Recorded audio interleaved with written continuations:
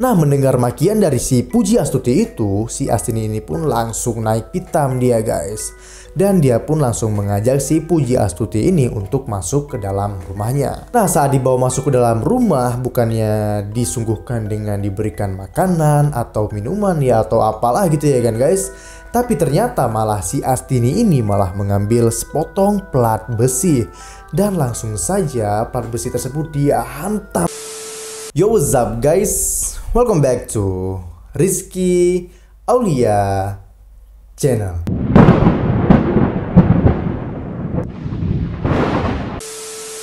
Jadi di video sebelumnya ada yang request minta dibuatin kasus tentang Nyonya Astini. Ya udah, gue hari ini bakalan bikin kasus tentang Nyonya Astini guys. Oh iya, ngomong-ngomong nih, gimana nih guys setup studio baru gue nih guys? Kira-kira lebih bagus setup studio yang sekarang ini ataupun setup studio yang video-video sebelumnya? Dan juga yang paling penting ya kan, thumbnailnya kan lebih baru lagi ya kan, lebih enak dilihat kan. Tapi gue pengen tahu nih guys, menurut kalian lebih bagus thumbnail yang sekarang ini ataupun thumbnail yang dulu? Dan juga apakah lebih bagus setup studio yang sekarang yang seperti ini ataupun setup studio yang sebelumnya yang ada di video-video gue sebelumnya guys? Gue minta mohon ataupun minta tolong buat kalian komentar ataupun kalian nilai yang mana yang lebih bagus. Yang mana lebih bagus nanti gue bakalan pakai di video gue selanjutnya gitu guys. Oke? Nah, hari ini gue bakal mengajak kalian untuk flashback dulu ya kan ke tahun 2005. Dimana saat itu ada seorang wanita yang bernama Astini Sumiasih. Dia ini adalah ibu dari 3 orang anak. Kala itu media menyebutnya itu dengan sebutan Nyonya Astini. Dia ini adalah seorang emak-emak guys. Tapi emak-emak ini pada saat itu menggemparkan Indonesia guys. Tapi ya bukan menggemparkan karena prestasi guys, melainkan karena dia itu melakukan mutilasi. Dia itu memutilasi 3 orang tetangganya karena dia itu tidak suka ditagih-tagih hutang guys. Jadi ya banyak juga ya kan guys kalau meme yang ada di internet itu yang mengatakan kalau orang yang mengutang itu lebih galak daripada yang pemberi hutang. Nah, di video kali ini nih guys, gue akan tunjukkan bukti konkret kepada kalian kalau meme-meme di internet itu juga ada benarnya gitu guys, bahwa orang yang berhutang itu lebih ganas ataupun lebih jahat, lebih sadis daripada orang yang memberi hutang gitu guys. Nah, kejadian ini terjadi di Indonesia, tepatnya yaitu di Kampung Malang yang ada di Surabaya. Nah, tahun 2005 itu adalah tahun dimana dilaksanakannya eksekusi karena dia itu telah divonis hukuman mati guys. Tapi guys, yang uniknya permintaan terakhir dari Astini sebelum dia dieksekusi gitu ya kan. Si Astini itu katanya dia sebelum dieksekusi ataupun sebelum meninggal dia itu harus memegang buah apel dan sejumlah uang. Nah, sebenarnya gimana sih kisah si Nyonya Astini ini? Skuilah kita bahas kisahnya guys. Tapi seperti biasanya sebelum kita ke videonya, jangan lupa kalian klik dulu tombol subscribe dan jangan lupa kalian nyalakan lonceng notifikasinya biar kalian gak ketinggalan video-video yang sangat menarik yang ada di channel gue ini guys. Dan gue mau ngucapin terima kasih banyak buat kalian yang sudah mau support sampai saat ini guys. Dan buat kalian yang belum subscribe, ayo tekan tombol subscribe dan support channel ini bisa mencapai 10.000 subscriber di waktu yang dekat ini. Dan juga gue mau ngingetin buat kalian yang mau request cerita ataupun kisah apapun itu, boleh kalian komen di kolom komentar yang ada di bawah ini ataupun boleh kalian DM di Instagram gue guys. Dan tanpa berlama-lama lagi, langsung aja kita bahas. Ini dia kisahnya.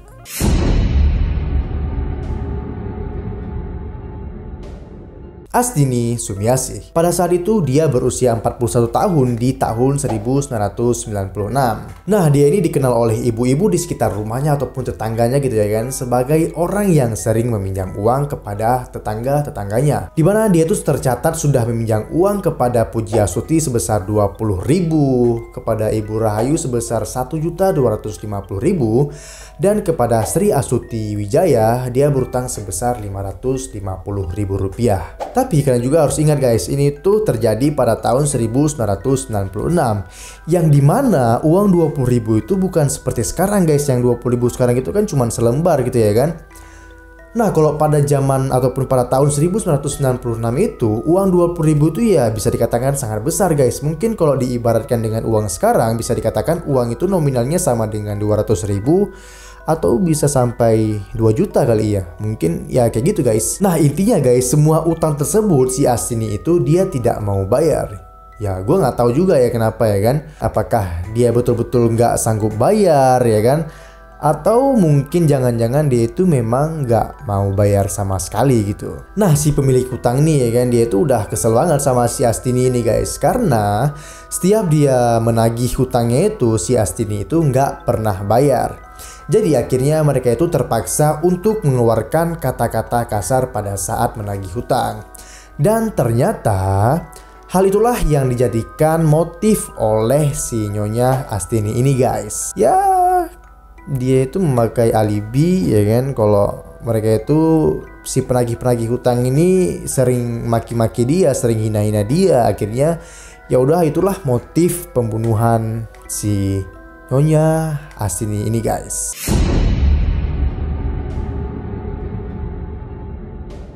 Nah pada tahun 1996 tepatnya hari itu sekitar jam 4 sore, cuaca tampak mendung gitu ya kan. Si Astini ini sedang bersantai di depan teras rumahnya. Nah tiba-tiba Puji Astuti ini datang dan tanpa basa-basi dia itu langsung menagih janji si Astini yang sudah sangat-sangat telat mengembalikan uang yang dia pinjam, yaitu sebesar Rp20.000 gitu ya kan. Saat itu si Astini ini nggak mau menggubris sama sekali guys. Dia cuma bilang, aduh aku tuh nggak punya uang, aku nggak bisa bayar utang itu sekarang. Nah karena si Puji Astuti ini sudah terlanjur kesal gitu ya kan, akhirnya dia itu ngomong dengan kata kasar. Dia tuh bilang kayak gini guys, dasar orang miskin, masa aja nggak bisa apalagi mau bayar hutang gitu ya kan. Nah mendengar makian dari si Puji Astuti itu, si Astini ini pun langsung naik pitam dia guys.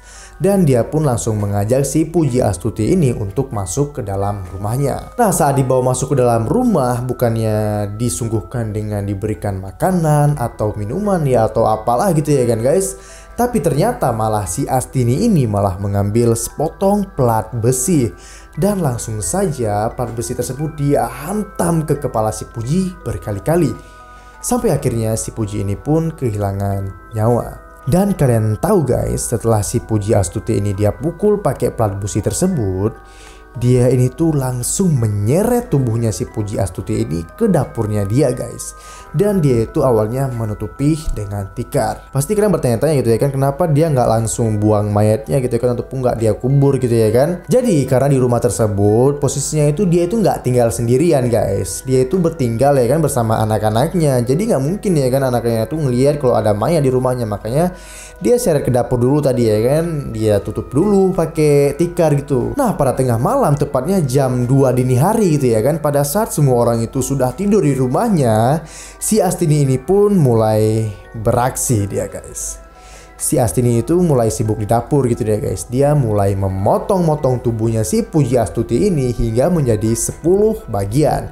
Dia potong tangannya, dia potong kakinya, kepalanya, badannya. Pokoknya dia potong-potong itu sampai 10 bagian. Nah kemudian setelah dia memotong-motong bagian tubuh si Puji Astuti ini, dia itu memasukkan potongan-potongan tubuh tersebut ke dalam plastik kresek. Dan setelah itu dia pun langsung berangkat untuk membuang potongan-potongan tubuh tersebut ke beberapa tong sampah dan juga beberapa sungai yang ada di Surabaya.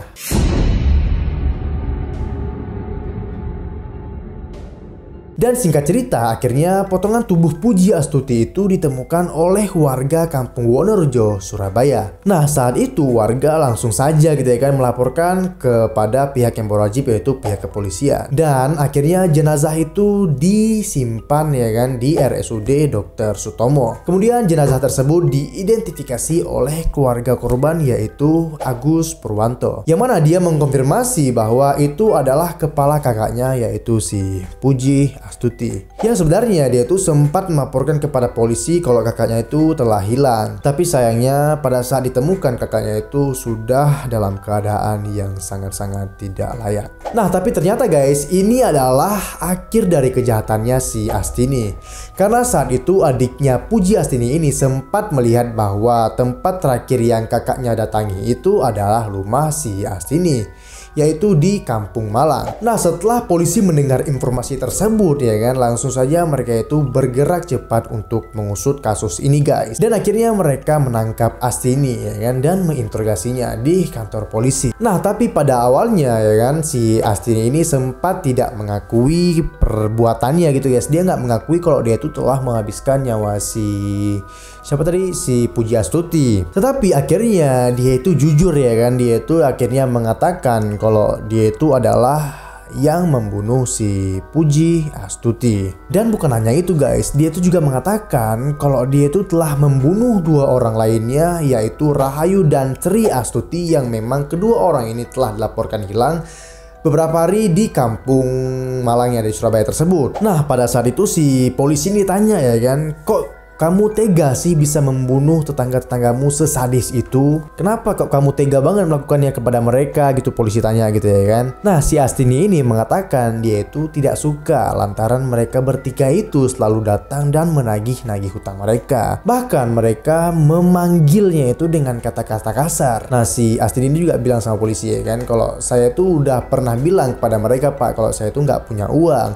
Tapi kenapa mereka itu masih datang terus untuk menagih-nagih hutangnya? Dan mereka tuh sempat untuk menghina saya pada saat mereka menagihnya itu Pak. Nah, si Astini itu bilang kayak gitu ya kan. Nah, oleh karena itu dia pun tersinggung ya kan, dan jadilah tragedi di mana dia membunuh mereka dan memotong-motong tubuh mereka agar tidak ketahuan gitu guys.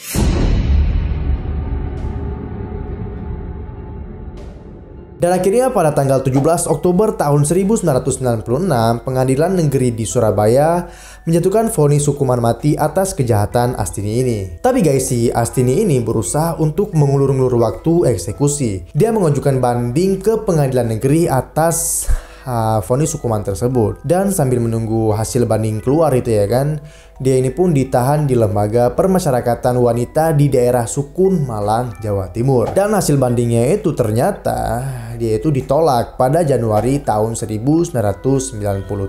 Dia pun akhirnya memohon gerasi kepada presiden, tapi sayang sekali gerasinya itu tidak dikabulkan oleh presiden. Ya, karena memang kejahatannya itu udah bener-bener keterlaluan banget gitu ya kan guys. Udah kayak mana ya, udah sadis banget soalnya gitu. Ya cobalah kalian pikir guys, masa dia itu tega membunuh tetangga-tetangganya gitu ya kan, apalagi sampai memutilasi tetangga-tetangganya gitu guys. Aduh. Nah, hingga akhirnya guys di tanggal 20 Maret 2005 akhirnya dia itu dieksekusi dengan cara ditembak tepat di jantungnya oleh 12 orang personil regu tembak brigadir mobil kepolisian daerah Jawa Timur. Dia itu dieksekusi ataupun dia itu terbunuh dengan 6 peluru yang mengenai ataupun menembus dadanya. Nah, sehari sebelum dieksekusi nih guys, kita flashback lagi sebentar ya kan. Astini ini sempat meminta ataupun permintaan terakhirnya itu dia memakan makanan kesukaannya gitu ya kan. Dia itu memakan roti, cumi-cumi, dan juga buah apel. Dan setelah itu guys, dia itu juga meminta permintaan terakhir kalau dia itu ingin memegang uang dalam jumlah yang lumayan besar gitu. Nah, dan juga saat menunggu eksekusi si Astini ini dilakukan ya kan, dia tuh sempat mengatakan kayak gini guys. Dia tuh ngerasa sangat sedih karena tidak ada yang peduli dengan nasibnya si Astini ini. Bahkan dia ini nggak pernah dijenguk oleh suami dan juga ketiga anaknya tersebut.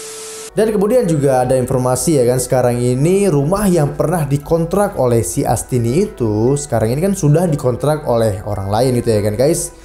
Tapi ternyata rumah tersebut menjadi sangat-sangat angker. Gue dapat informasi bahwa orang-orang yang pernah menyewa rumah tersebut, mereka tuh sering sekali mencium aroma amis kayak bau darah gitu ya kan guys. Dan katanya terutama di daerah bagian dapur. Ya gimana ya kan guys, soalnya dapur itu kan tempat dia mengeksekusi ataupun memotong-motong tubuh tetangga-tetangganya itu tadi gitu ya kan guys. Aduh, gimana ya guys ya, serem juga sih ya kan, seorang emak-emak bisa melakukan hal sesadis itu gitu ya kan.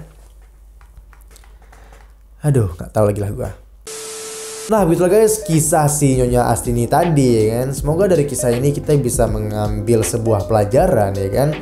Ya makanya jangan suka ngutang lah guys. Ya kalau ngutang kita nggak sanggup bayar ya bisa berabe gitu kan kita ya kan guys.